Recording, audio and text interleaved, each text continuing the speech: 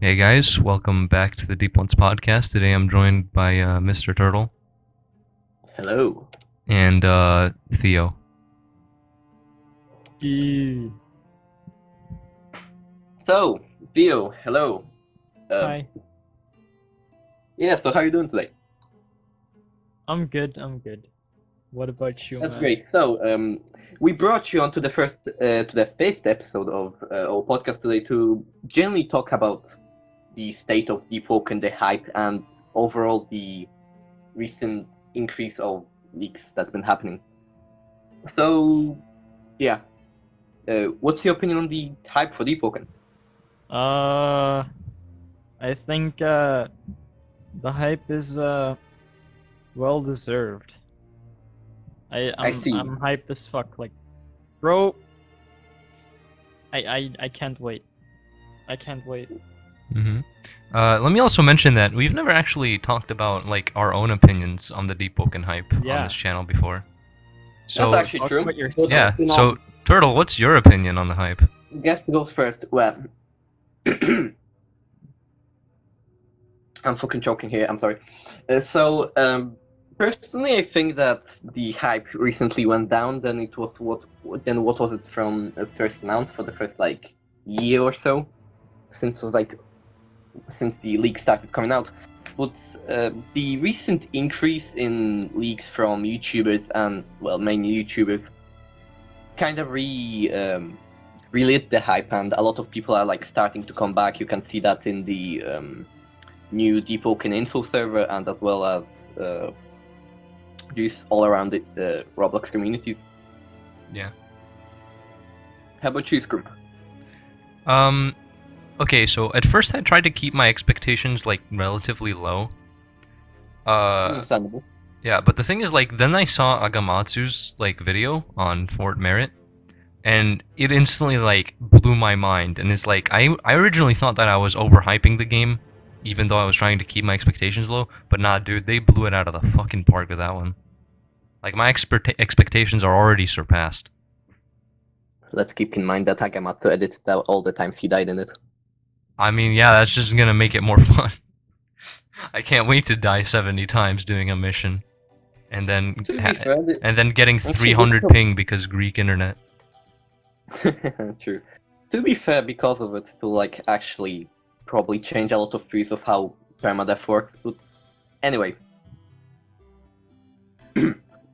so Theo, what's your opinion on like the recent increase in leaks on YouTube through YouTubers, which have been happening like with Nano and I like Agamatsu? them. I like them, but I don't know. They show too much. Like Twitter leaks from devs themselves. It's like, oh yeah, look at this new feature or something very out of context and short and small and shit. Yeah, like the guns. It doesn't show much. Like the Fort Merit video, it was great, but I kind of regret watching it because I don't know. I feel like it spoiled a lot. Yeah, I kind of even agree though with it that. Probably didn't. Yeah, I kind of agree with that because like a lot of the leaks, I feel like they're giving us a little bit too much information, and I feel like it would have been like a lot of fun to like discover all of these things by ourselves. True, especially in like the Agamatsu's video where he showed off the blacksmith NPC somewhat, as well as the what's it called, The whole mission. the Yeah. Codex of Thunder, whatever it's been called. It just kind of released I too mean- much at the same time, in my opinion. Same with like the I mean, yeah, but they NPC, wanted to like, keep the hype interaction. going, so they Yeah, didn't really true, have true. much other Though choice. I do like enjoy like I did enjoy the fact that they showed us some type of mission. Like you could see, like for example, that we'll have a rescue mission, which is actually kind of interesting more than just go there and do this. Yeah. He actually also showed us the fact that different skills you gain actually may help you during the missions. Like with the skill he said he has to break the wall. True. I mean, he died a lot. Who knows how much time there was in between them? I mean, perhaps if the Between guy was attacks. strong enough, if he was strong enough to like take down the guards, he could have like also just pressed the button and released all the prisoners at once. True. Well, he did state he was a freshie, and it did appear as he was like struggling. Yeah, he to didn't have any fight, like, more spells. than one. He didn't have any spells, and he was using potions on like singular NPCs. Yeah, he was struggling heavily, so I guess he kind of probably like risked it. Just Yeah, it was to, probably like a difficult mission for him at that point. You can also see him like Yeah. getting level ups like constantly throughout the whole thing. That's true. Okay, so anyway, Theo, what's your desired like a build you want to make in DeepWoken? Because from what we've been shown like a lot of different variety of weapons, like I'm pretty sure we've seen tridents, swords, claymores, pretty much anything you can think of. I'm pretty sure we also seen hammers and axes, but yeah, and a lot guns. of different magics. But, like, yeah. Funny gun So go what would brr. be your like ideal build for DeepWoken? My ideal build, I think a trident would be cool. But you know, the stereotype is like, oh, trident and water build. Like, what about a trident and wind or something? You know, like wind seems pretty powerful. It suits me. It's like pushing people away and shit. I don't know. Maybe I like daggers as well. But also swords. I like everything. I could go with anything. Just not I like see. dual wielding. I don't think I would enjoy dual wielding, but it would also seem pretty fun to play with, man. Yeah, I can see what you mean. I see what you mean by the like the wind build, because it does give you. It seems as it gives you a lot of mobility and a lot of control over the battleground, as it does allow you to control where your enemies are at the current moment. Because like with the most information I've got about wind is from Nano's video, where he did show us that you can make yourself like push moves and pull moves. Yeah. I feel like wind will have a pretty big like impact on the like good player meta, because I feel like displacing your opponents and enhancing your like base combat is gonna be pretty like powerful if you know how to use the base combat well. Yeah, but watch out. Like people might also use the environmental abilities a lot. Like Rag once said, I think it was in old DeepOken info. I don't wait, no, it wasn't. But he said like that he was gonna fight someone, and that person made the terrain out of fire or something, which was his weakness. I think. I'm unsure what it exactly was. Maybe they were fighting on like a big wood or something. Yeah, it could be like people think like the combat. People think about like going straight forward to someone or like going sideways. You know, like Well, yeah, of course just you can't hit rule out. me and the person on like a ground, but Yeah. I think the environmental effects will also define some builds. So I don't know. Maybe wind will. I don't think wind will actually have some impact on that. So maybe stuff like fire or ice could also be good. Like, I mean, yeah, I'm not saying. Yeah, go on. I'm not saying that like any of the other magics will be weaker than wind, or that wind will be like objectively better. I'm just saying that like wind could be. I feel like wind could be pretty powerful in the right hands. Yeah, definitely. To be fair, I think that wind wouldn't have any environmental effects. However, it will have the benefit of like, if you push someone and he hits a tree, he'll take additional damage, or he will take damage from it. True. Because I mean, So yeah. that was the last hit on a combo that like pierces through the body, and then you push him away. You could see the opponent actually fly into a wall. Yeah, because like in my opinion, if like other magics got the ability to like environmentally affect the battlefield, then like wind would be put at a big, and I mean big disadvantage, because with fire you could just set like entire field on fire. With ice you could just make them like mobility like trash. With electricity, I have no idea, but something could probably work. I mean, it Yeah, seems you to have gotta like a watch out. metal homing spells. Maybe. Yeah. Oh, that could actually work if you think about it. Like if they could like. No, they've mentioned swap- it. yeah, It's confirmed that could like it slap can like- home into like lighters and stuff. That could be what the boots are for, to you know. Maybe. That could actually like force people to wear multiple like armor sets. So let's say if someone was fighting against a Thunder user, instead of using a full metal armor, they would like had to decide to go. Oh yeah, that's actually like thingy. If Thunder could do additional damage against someone if they have a metal armor on, or something like that. Like certain armors will like deal more damage to you depending. Like if the metal is more conductive, it will deal more armor damage to you. Yeah, probably like heavy metal armors would probably have like weakness against lightning. I'm pretty sure that Yeah, like then- in the Demstorm's like flame worshipper thing, when he was fighting a lightning user, he unequipped his shield. He had it on his back and was two-handing his sword. So it probably means that shields aren't metal shields at least aren't very effective against lightning. Yeah, so maybe there will be like stuff like I don't know, leather armor and I don't know, wooden shield, which will allow you to fight them without like you'll hinder your ability to be defending against a blade, but then again you will be hindering his ability to attack you with his magic. So Theo, like what's your more like most desired type of magic you would want to go for? I don't know. I don't know. I like every type of magic that's been confirmed right now. I like the dark magic. It's like stealing ether, but if you like miss or something, you're fucked because you lost a shit ton of ether. you Yeah, know? I think that magic will be like mostly for skill-based players. So I mean, if you're good with it, you could absolutely annihilate someone. Yeah, I think it'll also be a type of magic you'd get later in the game. So I don't think it'll be starter magic. You know, like, I'm pretty sure you get to pick a starter magic, right? Yeah. Yeah, Wrong. No, Agamatsu didn't have magic. Actually, someone did Yeah, no. make a valid point with me. It was something like that he could use like this lightning thing, like this light up ability for a campfire. But when I remember it, like it didn't seem valid to me as it I would think that was just boost- Flint.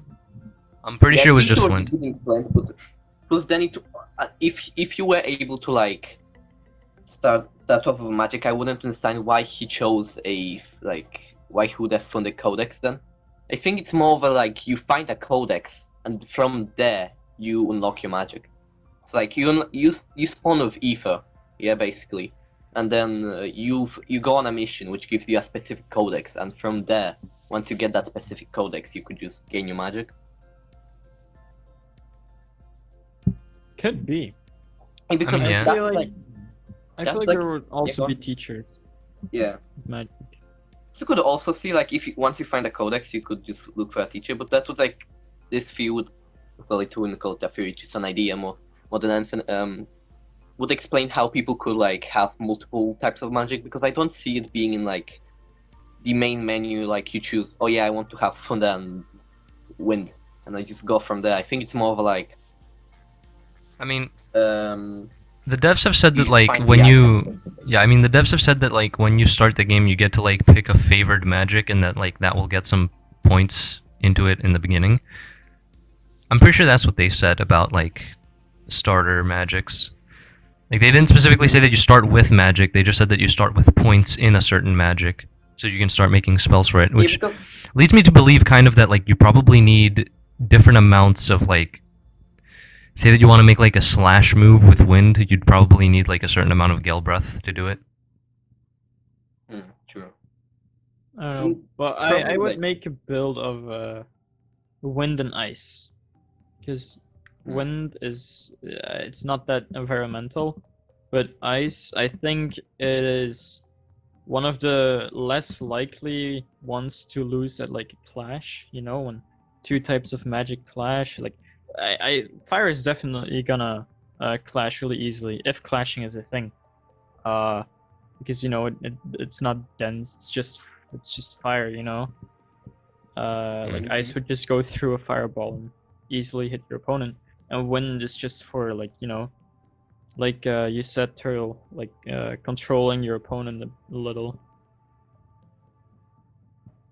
I mean, that's actually like one of the main like things that would give off like magic, like wind magic and the ice magic give off to me is that they both seem like area control magics, if you see what I mean. Yeah. Because from what we've seen, the ice magic usually has some like area of effect, because we've seen the like clone like ability, which isn't like a area of effect per se, but all of the abilities we've seen always got like a bigger radius than, let's say, than fire, wind, or lightning. Yeah. And wind, like, they would probably complement each other. Like, you could probably like pull someone in, and then just do the like weird mirror move that everyone's been using once they've been using ice.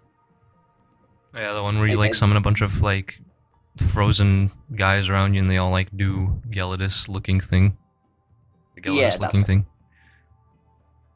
And to be fair, like, wind will be probably like best thing to combine with other magics. I mean, Because yeah, it will they've said it's a utility magic mostly. Yeah. So like, if you were to go with that build, Theo, like, I would suspect you to like be, not to offend you, anything, like just an annoying to fight as. I'm sorry. I know it sounds bad. I'm sorry, but like, Yeah, no, I understand.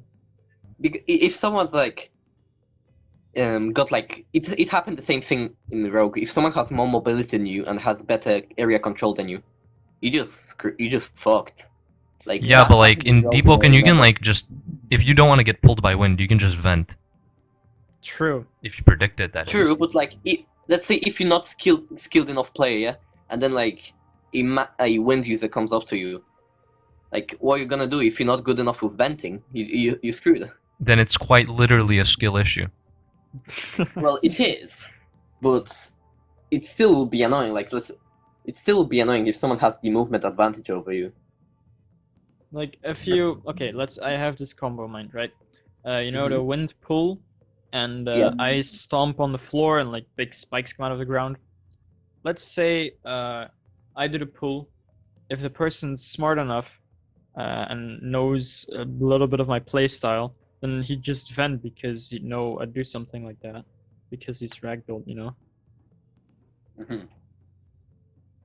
It's still skill based, no matter what you think of. And I mean, yeah. if you manage to find something overpowered, it would just get nerfed.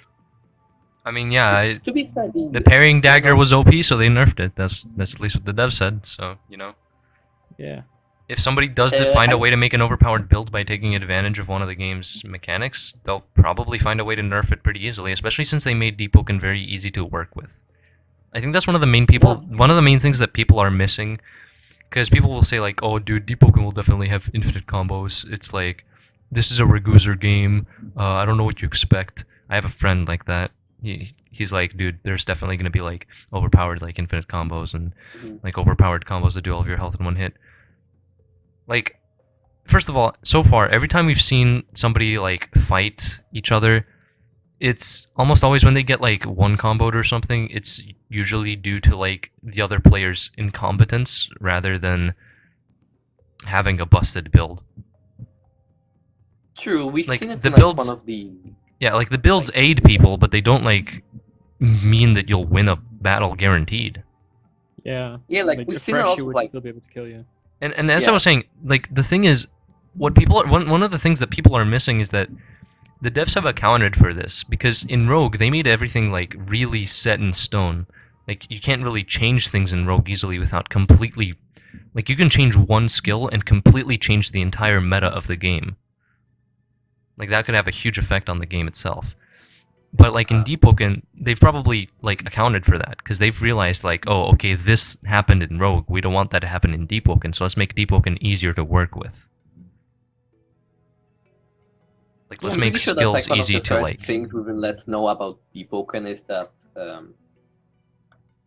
they said it's easier to add things and just basically edit things, like just Yeah, quality of life thing.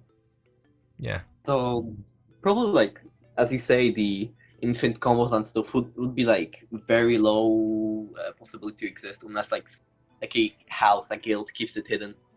I mean, yeah, we've literally seen like infinite combo prevention like things. Like the grab move apparently happens after you hit somebody 3 times consecutively with a sword.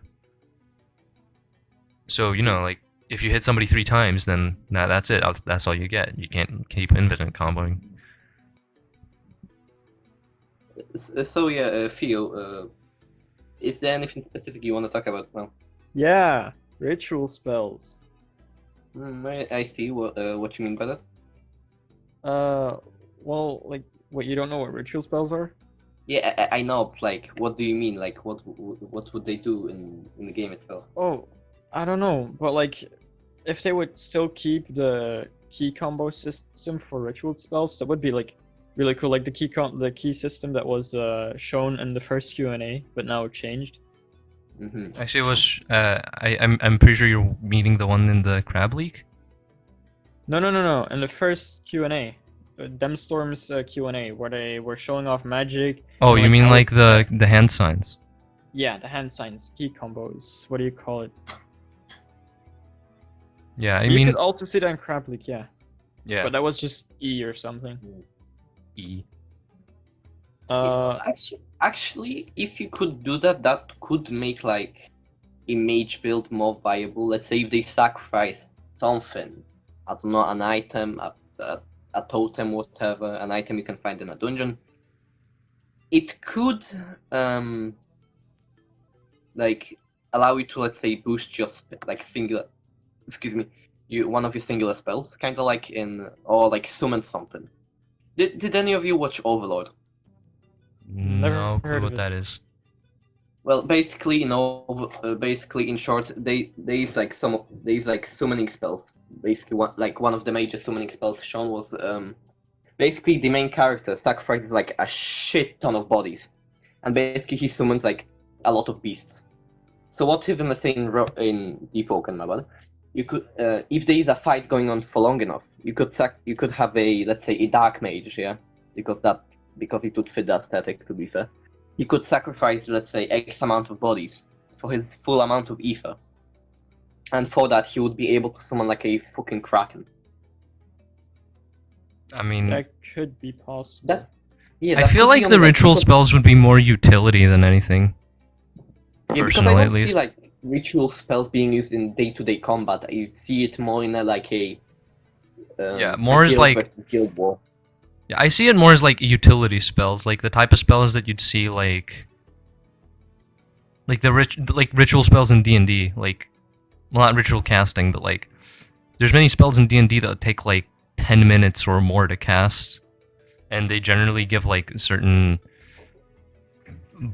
like, not necessarily buffs, but they do like certain things that are like completely useless in a battle, but when it comes to like survival or like going around in a city or something, they could be pretty useful. So That that's could what I'm actually feeling. Yeah, that's what I'm feeling more like ritual spells are in DeepWoken. How about like, listen here, Phil, like, what if there was let's say you sacrifice an item, yeah, and it will like, let's say you would be able to find this certain like spell or whatever, I don't know if that will work, but whatever. You would be able to sacrifice certain items and to create you a mini camp, like by using just this stuff. And I it mean, would be yeah, it like could be. a single time use item, kind of something like a scroll. You mean you what? Like if you, let's say, found a scroll, yeah, which you need for a ritual, like a spell, it will allow you to, let's say, you sacrifice, let's say, items or whatever, you sacrifice something to the spell, and it will, let's say, create you a camp.